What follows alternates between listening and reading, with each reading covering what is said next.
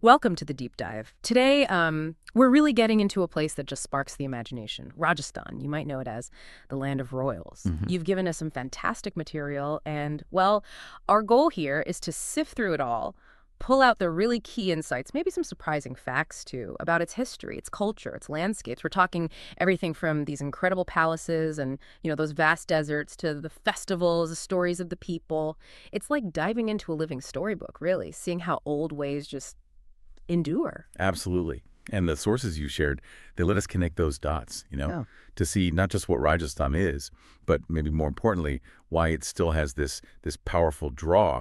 It's a great chance to get a real feel for the place quickly without getting lost in too much detail and just grasp how resilience and this vibrant spirit kind of meet everywhere you look. okay, so let's set the scene. Rajasthan, it's up there in northwest India, and right away, the land itself, the cities, they tell a story. We picture, grand palaces, yeah, loads of festivals, those endless deserts. And the cities, they almost have their own color codes, don't they? Like Jaipur, the pink city, all those rosy buildings. Jodhpur, striking blue houses. And Udaipur, famous for its lakes, very serene. And then, yeah, the Thar Desert. It's huge, a defining feature, golden dunes. Definitely a must-see for adventurers, right? Yeah, exactly. And what's fascinating, I think, is how these colors and landscapes, they aren't just pretty, they're practical. They're central to Rajasthan's whole identity. Jaipur's pink, for example, wasn't just decorative. Traditionally, it signified hospitality, a welcome. And Jodhpur's blue, well, that was partly about keeping homes cooler in that intense heat. So it's ingenuity mixed with tradition. And the Thar Desert, you mentioned it, it's incredibly dry, very arid.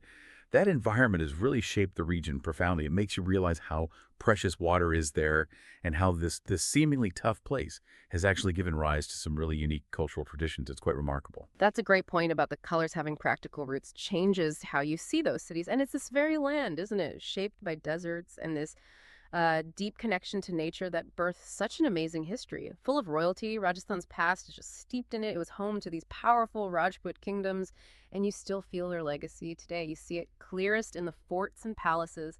Just incredible structures. You got Mehrangarh in Jodhpur, Amber Fort in Jaipur, massive, or the city palace in Udaipur, right on the lake. Stunning views. Feels like a fairy tale, honestly. And Chittorgarh Fort, a UNESCO site. And it just echoes with these stories of bravery, like Rani Padmini's legend. It does. And connecting that to the bigger picture, these forts, they're way more than just buildings. They're like living archives, testaments to courage, to power. They have this certain grandeur, a really majestic quality you can almost feel. Amber Fort, like you said, just looms over Jaipur, that real sense of royal dignity.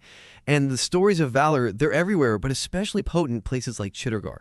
What's really insightful about those stories, particularly from Chittorgarh, is how they show this unique Rajput idea of honor. It wasn't just about winning, it was about upholding honor, dignity, even when facing defeat. That focus on principle, no matter the costs, kind of sets their history apart, I think. That is a powerful difference, isn't it? Not just conquest, but a code. And it's amazing how that same vibrancy, that resilience, it flows right from those old stones into the living culture today.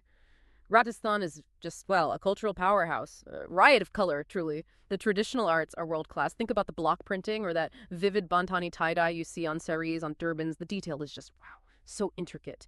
And the festivals, Diwali, Tej, they just light up the whole state. Fireworks, folk performances, everything. And the food. We have to mention the food. Rajasthani cuisine is famous. Just thinking about Baati, Churma, those lentils and baked dough balls, or givar, that sweet thing, makes you want to go there right now. Well, it definitely makes you hungry. And, it makes you wonder, how do these traditions pass down forever, keep that spirit so alive? A lot of it is that intricate craftsmanship, I think. The super detailed work, like the mirror work in old Havelis or those Bandhani patterns you mentioned. It shows real skill, real dedication.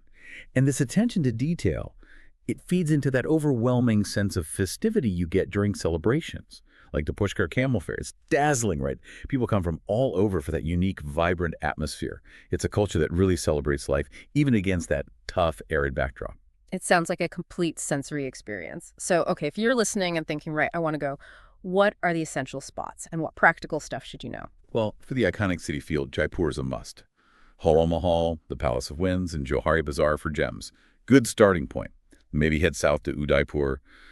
Boat ride on Lake Pichola, definitely see the city palace. Very different vibe, more serene.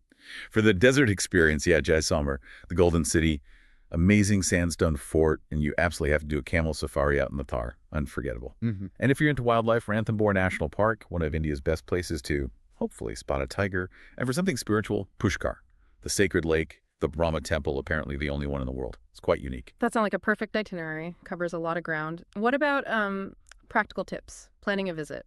Right, the practicalities. What stands out is how these tips aren't just about logistics. They're really about connecting respectfully, you know, having a better, more immersive time. Like knowing the best time to visit October to March for pleasant weather, or specifically November for that huge Pushkar camel fair. Yeah. Helps you plan. Getting there is pretty easy. Jaipur and Udaipur have international airports, and the train network is really extensive between major cities. Packing. Light cottons for the day, definitely, but warm layers for the nights, especially in the desert. It gets surprisingly chilly. Sunglasses are a must for the dunes. And culturally, just being mindful, dressing modestly at temples or religious sites, always asking before taking photos of people, it goes a long way. Oh, and you have to try a proper Rajasthani thali, one of those big platters with lots of little dishes, and maybe grab a bandhani scarf as a souvenir. Makes the memory tangible. It really sounds like a place where every single detail, from the buildings to the customs, tells you something.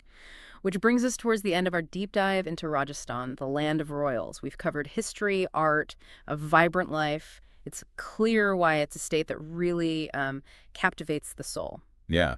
So what's the takeaway for you, the listener?